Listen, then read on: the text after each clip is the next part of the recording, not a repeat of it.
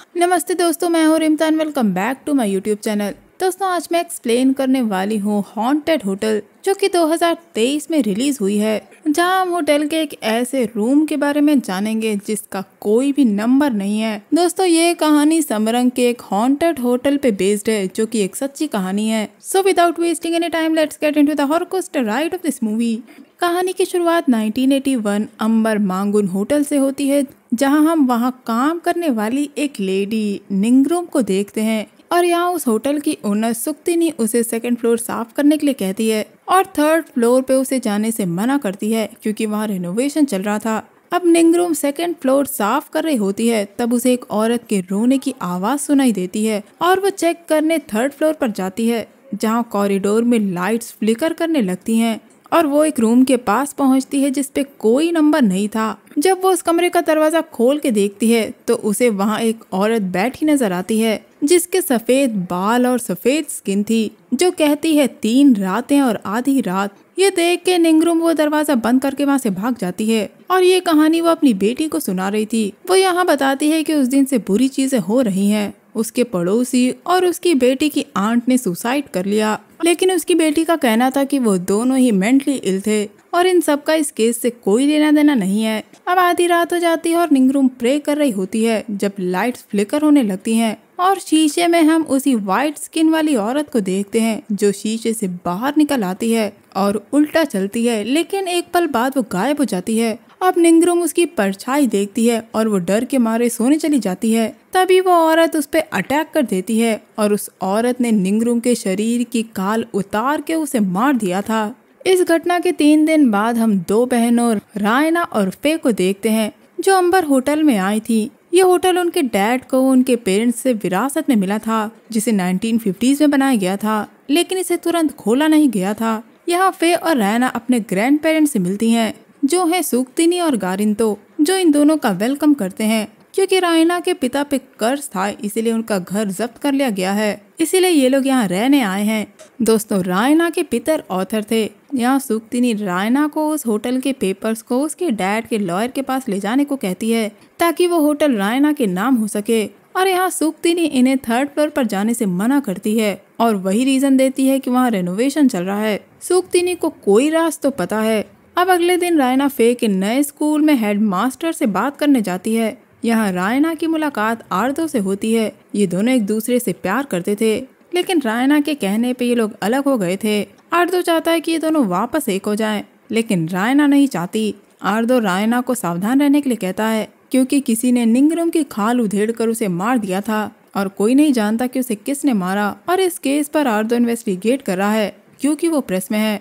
और अब आर्दो रायना से अंबर होटल के बारे में पूछता है और यहाँ रायना को पता लगता है कि मरने वाली उसकी होटल में काम किया करती थी, जिसे सुनकर वो हैरान थी। आर्दो रायना के ग्रैंड पेरेंट्स से पूछताछ करता है और पता लगता है कि निंगरूम वहाँ कुछ दिन से ही काम कर रही थी और इसके अलावा उन्हें कुछ नहीं पता।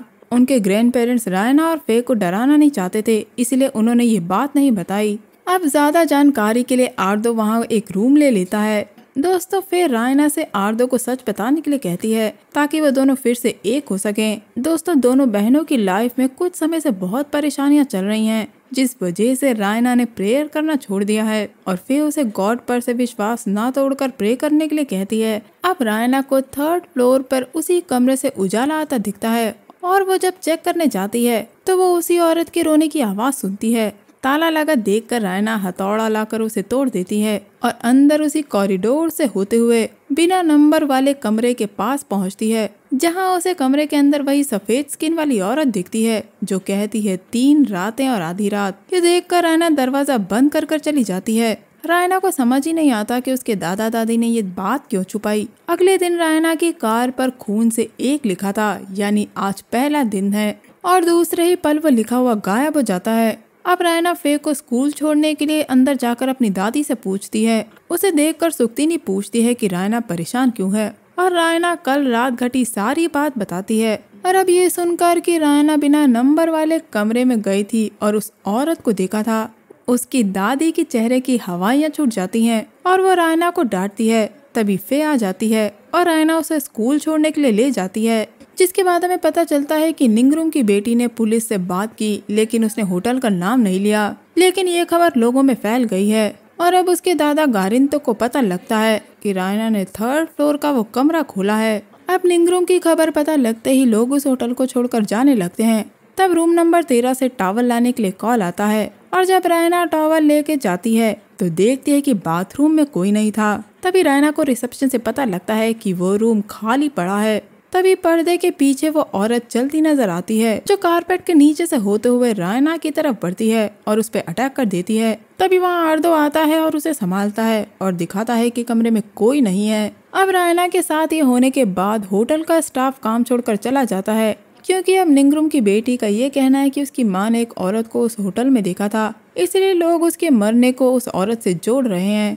अब आर्दो रायना के ग्रैंड पेरेंट्स से उसे सब बताने के लिए कहता है। जब सुक्तिनी से पता लगता है कि वो औरत कोई गेस्ट नहीं है, वो एक आत्मा है जो उसी कमरे में रहती है। दोस्तों 6 साल पहले सुक्तिनी लोगों को फाइनेंशियल प्रॉब्लम थी। तब रायना के डैड यानी जनावर ने कहा था कि उसे विरासत में मिले उस होटल को सुक्तिनी यूज कर सकती है। दोस्तों जब ये लोग होटल में आए थे तो बुरी हालत में था और एक आदमी 3rd फ्लोर पर लाइट ठीक करने आया था, तो उसने उस कमरे का दरवाजा खोल दिया और उस वर्कर का कहना था कि उसने वहाँ एक सफेद खाल वाली औरत को देखा था जिसकी आंखें लाल थीं और उसने उस वर्कर से वही शब्द कहे थे जिसके 3 दिनों तक अजीब घटनाएं होने लगी थीं। और तीसरे दिन आधी रात को उस वर्कर ने अपना सिर दीवार पर मारा, जिससे उसका सिर टूट गया और उसकी मौत हो गई। तब सुक्तिनी ने ददंग जो कि एक शमन था उसको बुलाया और ददंग उस रूम को छू तक नहीं पाया। उसने बताया कि ये लोग उस औरत से छुटकारा नहीं पा सकते। तब से ये लोग उस कमरे को बंद रखने लगे ताकि वहाँ कोई नहीं जाए। और जब तक निंगरूम ने वो दरवाजा नहीं खोला था तब तक कुछ नहीं हुआ था। उधर स्कूल में फे की टीचर उसे बायो लैब से सामान लाने के लिए कहती हैं। जब फे को वो औरत उसके नाम से बुलाती है, लेकिन वहाँ कोई नहीं था। तब वहाँ रखा स्टैचू कैंची लेकर फे पे हमला करने के लिए बढ़ता है, जो जिंदा हो गया था और उस पर आधी खाल थी और आधी नहीं। डर के मारे फे दरवाजा बंद कर बाहर आ जाती है। जब उसकी आवाज से सारा स्कूल इकट्ठा हो जाता है और टीचर दिखाती है कि स्टैचू वहीं खड़ा है और वहाँ कोई नहीं है।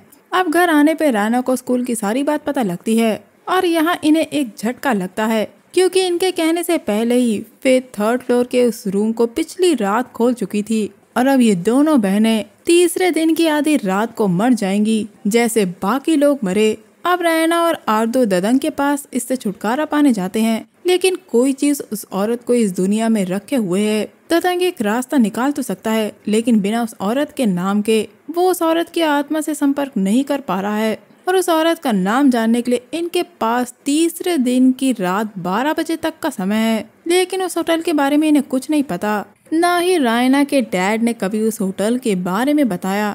अब रायना को उसके डैड की लॉयर का कॉल आता है, जहाँ में पता लगता है कि उस होटल के पेपर्स जनावर के नाम पे नहीं बल्कि बस्कारा के नाम पर हैं, जो रायना के डैड का पुराना नाम था। यानी बस्कारा ने इनसे कुछ तो छुपाया जो वो नहीं चाहते थे कि किसी को पता लगे। यहाँ रायना को याद आता है कि उसके डैड ने बताया था कि उनके अतीत में सीक्रेट्स थे जिससे उनका दम घुटता था और इन्हीं सीक्रेट्स को उन्होंने अपनी राइटिंग में लिखा था। अब ये लोग क्लू के लिए बस्कारा की नॉवेल्स को पढ़ना शुरू करते हैं, लेकिन इन्हें कुछ नहीं मिलता। रायना को फिर से उस कमरे से उजाला दिखता है और वो उस औरत के बारे में क्लू पाने के लिए वहाँ चली जाती है। तभी आर्दो आकर उसे रोकता है, लेकिन 3 दिन के अंदर वो और उसकी बहन मरने वाली थी, इसलिए रायना और फे दोनों उस कमरे में जाकर क्लू ढूंढते हैं और आर्दो बाहर वेट करता है। रायना को वापस उसका नाम सुनाई देता है और वहाँ उसे एक पेंसिल बॉक्स मिलता है और उस पेंसिल को उठाते समय उसे बेड के नीचे एक टूटे हुए टाइल के पास एक पेपर का टुकड़ा मिलता है जिस पे लिखा था एंजल।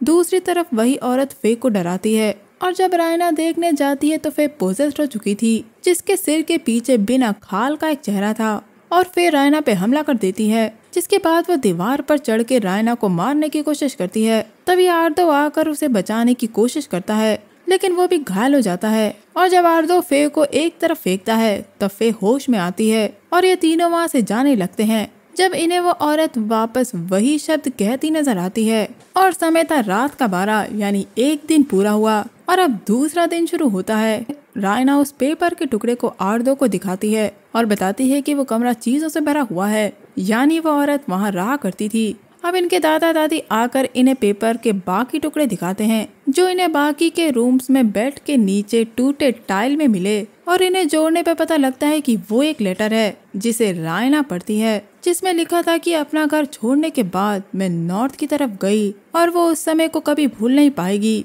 जहाँ ये लोग मिले थे। और दोस्तों, ये एक लव लेटर था जो बस्कारा यानी रायना के डैड के नाम पे लिखा गया था, जिसे उस औरत यानी जैस्मिन ने लिखा था। अब रायना अपने दादाजी से आसपास के पाइन ट्री यानी देवदार के पेड़ के बारे में पूछती है, क्योंकि वो सुंदर, लंबे, स्ट्रॉन्ग और इटर्नल होते हैं जो 1000 साल तक रहते हैं, जिस तरह के प्यार के बारे में उस लेटर में लिखा था। और यही वो जगह थी जहाँ बस्कारा और जैस्मिन मिले थे। अब रायना और आर्दो पास के देवदार के जंगल के नॉर्थ में जाते हैं जहाँ इन्हें सफेद फूल मिलते हैं। वहीं इन्हें एक नाविक मिलता है जो है पारजो, जिससे ये लोग उस सफेद फूल के ओरिजिन के बारे में पूछते हैं। और ये फूल पारजो के गांव में उगते हैं। अब ये लोग पारजो के साथ उसके गांव के हेड से उस औरत के बारे में जानने आए थे। इसके बारे में वो गांव के हेड से पूछते हैं, लेकिन हेड कहता है कि उसे कुछ नहीं पता। हम यहाँ देखते हैं कि शायद हेड की वाइफ को कुछ पता था। मौसम खराब होने की वजह से ये लोग पारजो के घर में रुकते हैं। अब रायना को ये गॉड का मजाक लगता है, क्योंकि जब वो गॉड के करीब रहना चाहती थी तो गॉड ने उसके पेरेंट्स को छीन लिया, और जब वो नई लाइफ स्टार्ट करने के लिए होटल आई तो उसका सामना मौत से हो गया। लेकिन आर्दो उसे समझाता है कि ये गॉड का टेस्ट है ताकि आने वाली प्रॉब्लम के लिए वो तैयार रहे। जिसके बाद हम हेड को देखते हैं जो अपनी वाइफ को गुस्से में कुछ भी ना बताने के लिए कहता है, और ये आर्दो देख लेता है। अब आर्दो और रायना उनके घर में ढूंढना शुरू करते हैं और इन्हें वहाँ जैस्मिन की फोटो मिलती है। और यहाँ आता है एक और ट्विस्ट। जैस्मिन उस गांव के हेड की बेटी थी जो एक रेयर कंडीशन के साथ पैदा हुई थी, इसीलिए उसका शरीर और बाल सफेद थे, जिस वजह से वहाँ के बच्चे उसे बुली किया करते थे। उसका पिता उसे घर में कैद रख के उसे मारा करता था, क्योंकि जैस्मिन उसके लिए शर्म का कारण थी। इसलिए जैस्मिन खुद के ख्यालों में बनाए गेम्स में खोई रहती थी। पर जब वो 20 साल की हुई तो वो वहाँ से भाग गई, जिसके बाद उसका क्या हुआ कुछ नहीं पता। और यहाँ एक और ट्विस्ट आता है कि जैस्मिन का असली नाम मैनूर था, यानी सफेद फूल, क्योंकि वो फूल की तरह सफेद थी। अब नाम जानने के बाद ददंग उसकी आत्मा से कांटेक्ट करता है, जहाँ ददंग पास्ट में देखता है कि मैनूर घर से जंगल में भागी थी, और बेहोश होने पे बस्कारा उसे अपने होटल ले गया और रहने के लिए रूम दिया। उसने अपना माँ का ब्रेसलेट मैनूर को पहनने के लिए दिया। बस्कारा और मैनूर में प्यार हो गया था, जिसके बाद बस्कारा बिजनेस के लिए जकार्ता चला गया, और जो लेटर इन्हें मिला था वो मैनूर ने उसी समय बस्कारा को लिखा था। और एज अ गेम लेटर के टुकड़ों को टाइल के नीचे छिपा दिया था, लेकिन बस्कारा कभी लौट के नहीं आया। उसे ढूंढते हुए मैनूर जकार्ता गई, जहाँ उसने बस्कारा को उसकी वाइफ के साथ देखा जो प्रेग्नेंट थी।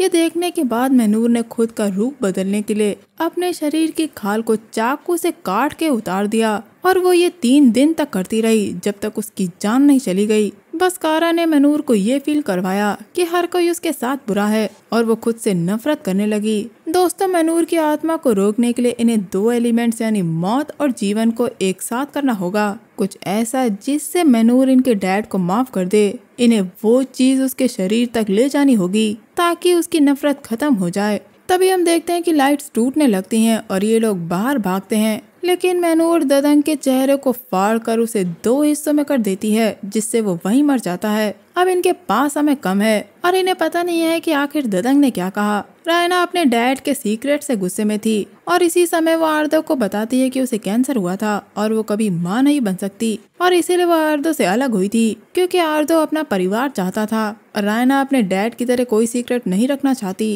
ये कहकर वो वहाँ से चली जाती है। तभी फेक को बेड के नीचे बॉक्स में उनके डैड के लिए की कहानी मिलती है, जो जैस्मिन यानी मैनूर की थी। और यहाँ सबसे बड़ा ट्विस्ट आता है। बस्कारा जकार्ता बिजनेस के लिए नहीं बल्कि जैस्मिन के लिए रिंग लाने गया था ताकि वो उसे प्रपोज कर उससे शादी कर सके, लेकिन उसका एक्सीडेंट हो गया और एक कपल ने उसकी हेल्प की, और उस कपल ने अपने बेटे का नाम बस्कारा को दे दिया जो था जनावर। बस्कारा अपनी याददाश्त खो चुका था। उस कपल ने बस्कारा को अपने बेटे की तरह रखा और उसकी शादी करवा दी, लेकिन कुछ समय बाद उसकी याददाश्त वापस आ गई और वो वापस मैनूर को ढूंढता हुआ आया, जहां उसे मैनूर की लाश मिली, जिसे देखकर बस्कारा टूट गया। वो लिखता है कि काश वो उसी समय बता देता कि वो मनूर से प्यार करता है और उससे शादी करना चाहता है। बस्कारा ने मनूर की बॉडी होटल के नीचे गाड़ दी थी और सामने की दीवार पर वही फूल बना दिया था जो रिंग में बना था, जो उसके प्यार को दर्शाता था। उस दिन बस्कारा ने अपने आप को भी दफना दिया और नाम बदल के रहने लगा। अब इन्हें टनल के नीचे मनूर की ग्रेव ढूंढनी थी। ये लोग अलग अलग होकर ढूंढने लगते हैं। तभी रायना को दीवार पर एक फूल दिखता है और ये लोग वहाँ खोदना शुरू करते हैं, लेकिन वो फूल रिंग से मैच नहीं करता था और यहाँ आर्दो पॉजेस्ड हो जाता है और रायना को मारने की कोशिश करता है, लेकिन रायना खुद को छुड़ाकर किसी तरह वहाँ से भागती है, लेकिन उसे टनल में आगे रास्ता समझ नहीं आता। आर्दो उसे टनल में ढूंढ रहा था और रायना उसे बेहोश कर आगे बढ़ जाती है। रायना के बैग में एक पेपर था जिसमें उसके दादा दादी ने लिखा था कि शायद ये उसकी आखिरी प्रेयर होगी। और अब लंबे समय के बाद यहाँ रायना प्रे करती है और आगे बढ़ती है जब उसे दीवार पर वही फूल बना हुआ दिखता है जो रिंग पे बना था। और अब सिर्फ 15 मिनट रह गए थे। इधर घर पर इनके दादा दादी और फे प्रेयर कर रहे थे। अब रायना वहाँ खोदना शुरू करती है और उसे मनोर का कंकाल मिलता है, जिसे रायना वही अंगूठी पहनाने की कोशिश करती है जो बस्कारा ने मनोर के लिए बनवाई थी। और ये रिंग उन 2 एलिमेंट्स को दर्शाती थी, यानी जीवन और मौत, जिसे मनोर को पहनाने के बाद वो इनके पिता को माफ कर देगी। लेकिन रायना मनोर की डेड बॉडी को वो अंगूठी पहना पाती उससे पहले ही आर्दो पीछे से आकर उस पे वार कर देता है, लेकिन रायना किसी तरह उस अंगूठी को मनोर की उंगली में पहना देती है, जिससे आर्दो उसे छोड़ देता है और मनोर की डेड बॉडी से मनोर की आत्मा निकलती है, जिसे अब सब कुछ पता चल गया था और वो वहाँ से चली जाती है। आखिर इन लोगों ने सच को मनोर के सामने रख दिया था और अपनी जान बचा ली थी। जिसके बाद होटल में पुलिस आती है और ददंग की बॉडी को लेकर जाती है और रायना और आर्दो पुलिस को सब सच बता देते हैं। आर्दो रायना से कहता है कि वो उससे अभी भी प्यार करता है और उससे शादी करने के लिए कहता है, क्योंकि रायना जैसी भी है उसे वो वैसी ही पसंद है और रायना भी हाँ कर देती है। अब रात में आर्दो को रायना का कॉल आता है और अगले दिन नाश्ते पे ये लोग फे और इनके ग्रैंड पेरेंट्स को इनकी शादी की बात बताने वाले थे। जिसके बाद आर्दो को एक और कॉल आता है और फोन पे कुछ भी ठीक से सुना ही नहीं दे रहा था। तभी अलमारी का दरवाजा अपने आप खुलता है और ये देखकर आर्दो बाहर जाने की कोशिश करता है, लेकिन दरवाजा बंद था। तभी वही शब्द वापस सुनाई देते हैं और सामने के शीशे से मनोर बाहर आती है और आर्दो पर अटैक कर देती है। अगले दिन जब रायना आर्दो को बुलाने जाती है तो उसे वहाँ खून दिखता है और सामने आर्दो की लाश पड़ी हुई थी जिसकी खाल उतरी हुई थी। ये देखकर रायना बिल्कुल टूट गई थी। जिसके बाद हम देखते हैं कि ये सभी लोग उस होटल को छोड़कर चले जाते हैं और उस होटल को सेल पे रख देते हैं और होटल के 3rd फ्लोर को चेक करने के लिए 2 पुलिस वाले जाते हैं, जहां उन्हें वापस मनूर दिखती है जो वापस वही शब्द कहती है और बस ये मूवी यहीं एंड हो जाती है। अब आपके मन में एक सवाल जरूर घूम रहा होगा कि मनूर ने रायना और फे को नहीं बल्कि आर्दो को क्यों मारा। वो इसलिए क्योंकि मनूर का टूटा दिल हील हो गया था, ये जानकर कि बस्कारा उससे अभी भी प्यार करता है, लेकिन उसका दर्द पूरी तरह खत्म नहीं हुआ।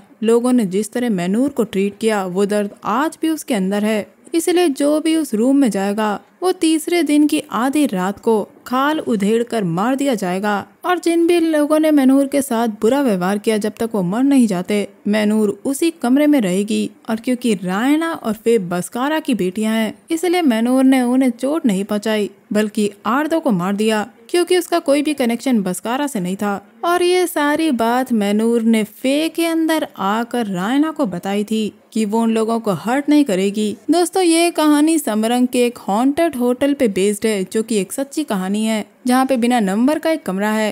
कहते हैं कि वहाँ उस औरत का भूत है जो वहाँ मार दी गई थी और आज भी वो उस रूम को हॉन्ट करती है। और जो लोग इस होटल के पास से गुजरे हैं उन्होंने होटल के कॉर्नर में एक पचौंग यानी एक कफन को देखा है। कहते हैं कि वो एक कुंतिलानक फिगर है जो कि खाली बिल्डिंग में रहती है। हालांकि वहाँ के दरवाजे पब्लिक के लिए बंद हैं। कुछ लोगों ने रिपोर्ट की कि उन्होंने वहाँ कदमों की आवाज सुनी है, जबकि दूसरों का कहना है कि उन्होंने इनविजिबल प्रेजेंस को फील किया है। तो दोस्तों, ये था मेरा movie explanation Indonesian horror movie haunted hotel को लेकर। उम्मीद करती हूँ आपको ये स्टोरी पसंद आई होगी। अब आप मुझे बताइए कि आपको ये एक्सप्लेनेशन कैसा लगा और क्या आपको लगता है कि हमें इसका पार्ट 2 मिलेगा। मैं मिलूंगी आपसे अगले वीडियो में, तब तक के लिए अपना बहुत ख्याल रखिए। Stay safe, keep hunting, lots of love.